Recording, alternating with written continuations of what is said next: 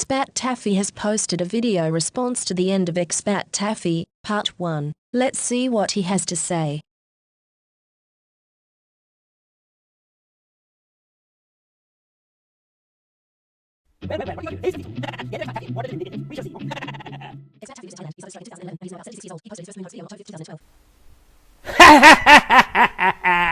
Well, what have we got here, folks?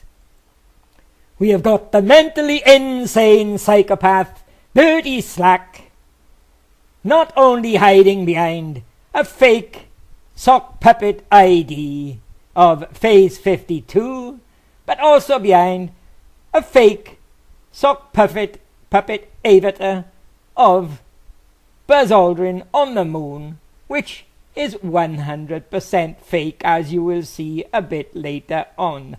And furthermore, now hiding behind the voice of a woman.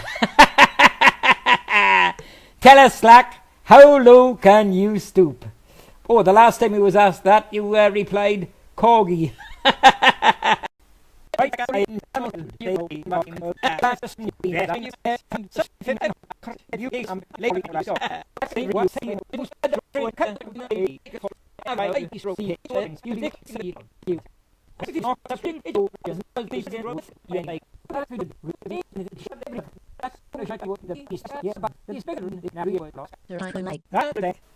And, as you know, I have provided irrefutable evidence, an evidence which you haven't got the balls to face up to.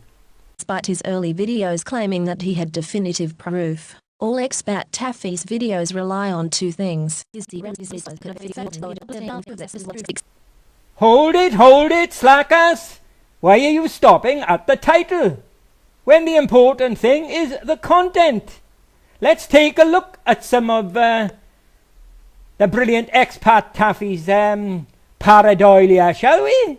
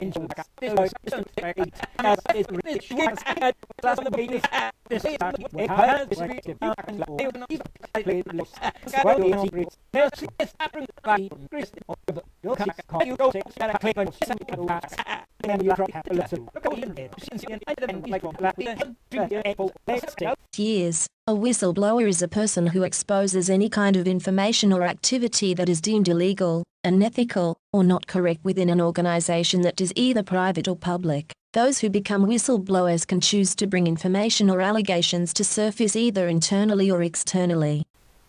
Quite right, slackers. And how they do it is nothing to do with you or me. It's their personal choice.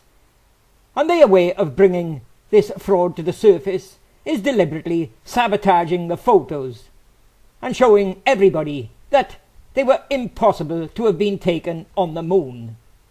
And I challenge you to dispute that. Those who release information externally usually do so at the time of the event. Which they did at the time of the event, with the photos they made at the time of the event, slackers. Don't you remember this? Your Bible, the National Geographic that you state you've got. And if the photo is in you in 1970, 71, then it's got to be genuine, according to you. But what do we see when we examine this photo, slackers? Yes, fake 100%. A deliberate whistleblower's clue where they've airbrushed out his right leg and they've copied and pasted in a small boot. And there it is, cropped and zoomed up, slack ass. Only one leg on this astronaut. And you are adamant you can see it behind the cart. Well, let's see you make a video and display this photo and put some arrows where you can see his leg. And don't you remember, slackass? You said he must have a right leg because there's a boot behind the wheel. And when you examine that boot behind the wheel, look at it. It's less than half the size of his left boot. Now that's a deliberate inserted whistleblower's clue at the time of the mission.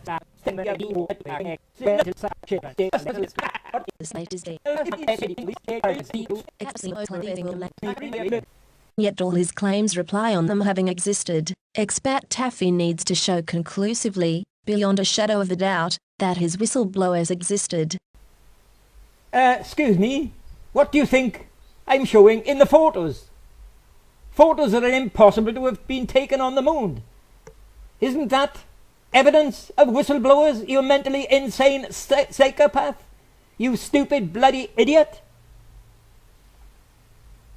He needs to name names and explain when and how they added thousands of inane clues to thousands of photographs and how they got so many of them released to the public within days of each Apollo mission's return.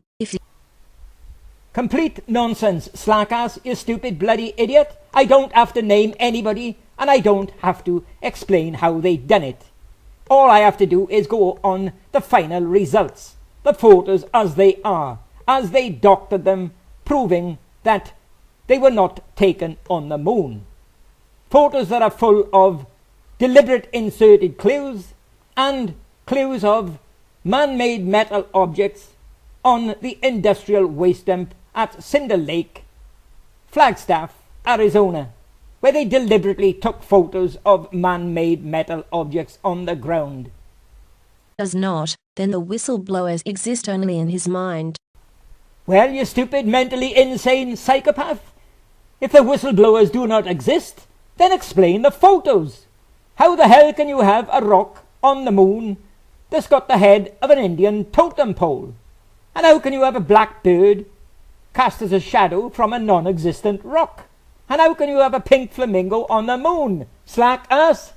The only place they ever existed, and all expat Taffys claims add up to absolutely nothing.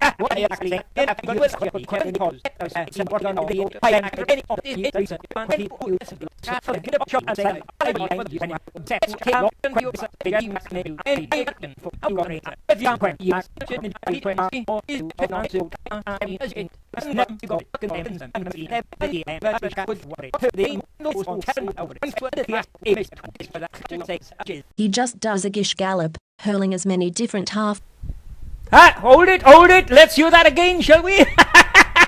Let's hear that again, slackass. He just does a gish gallop, hurling as many different He does a gish gallop, he says. Now where have we heard that before, slackass?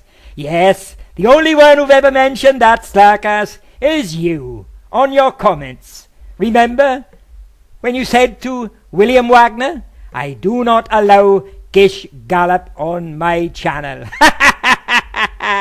And what we've got here is this sock puppet, Phase 52, saying, I'm not Bertie Slack. You've just put your foot in your mouth, slackass, you mentally insane idiot.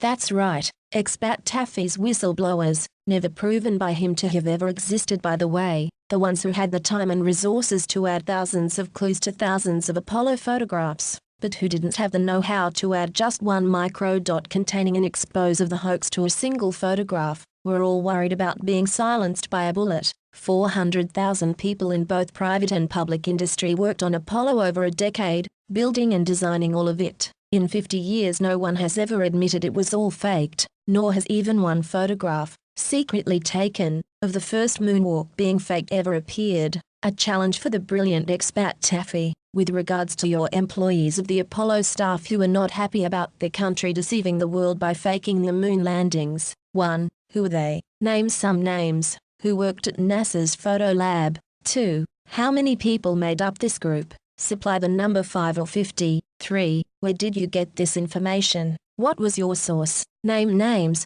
4. As only a certain number of people had access to all the Apollo photos, why do you think for a moment that it would have been hard for authorities to find out who inserted your inane clues? 5. Why not go public in 1969, on live television, with all the proof and admit that the moon landings were faked, for fear of being assassinated afterwards? As per 4. Identifying the clues now puts them in danger. Well done. 6. Why put thousands of inane clues into thousands of photographs in the hope that someone might find them 50 years later? And do you really think that drawing is you? We look forward to your clear and detailed response, but we're not expecting one.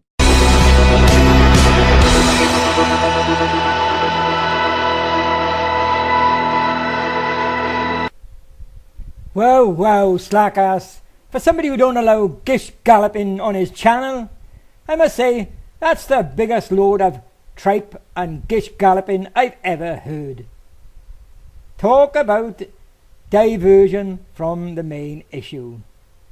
As I said, it's nothing to do with me, who they are, why they done it, or what methods they done it. Whether they wanted to use microdots or not, you should ask them that, not me. Like I told you, slack ass, hole, no hypothetical questions.